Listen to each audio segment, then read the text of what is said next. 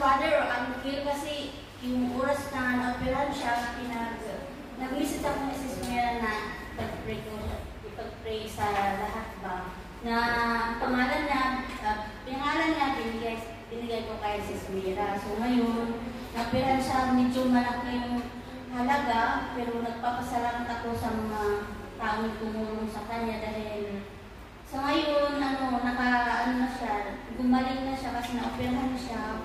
Tapos, we thank you the Lord and praise the Lord talaga na okay na siya ngayon. Tapos yung pangalawa naman, yung pamangkin ko na-operate din dito sa Twitter, hindi siya nakapagsalita. So, inanong ko rin ni Sis Mera, Sis Wayne na kayo namin, Sis ko. Tapos ngayon, medyo nakapagsalita na siya. So, thank you talaga ni Lord na hindi ako pinabayaan at sa mga nagpipray na hiniling ko talaga kay Sis Mera na sana ma-okay na yung stepfather ko, ang kid ko. Kasi yun ang asawa ng mother ko eh. Eh, parang family ko na siya.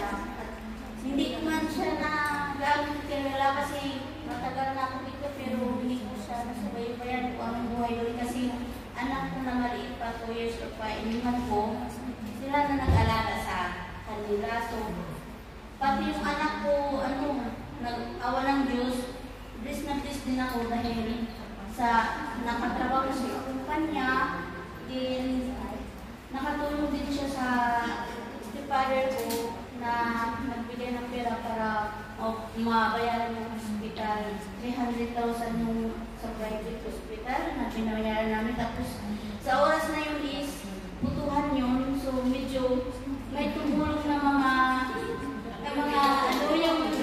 yung kandidato pa sa probinsya namin. So napaka-bless ko talaga ni Lord na kahit wala akong bahala na basta buhay ang pag-usapan.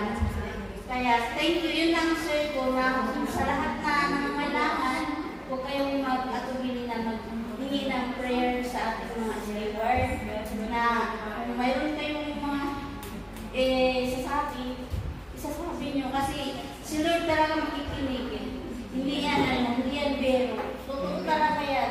Kasi pinakita ko yung picture nandun sa private na hirap na yung pamilya ko ba na may sakit sila. Kaya ako, bless na bless din kasi wala akong sakit.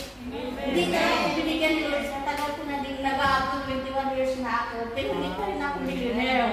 Dahil sa daming tinulungan. Kaya sana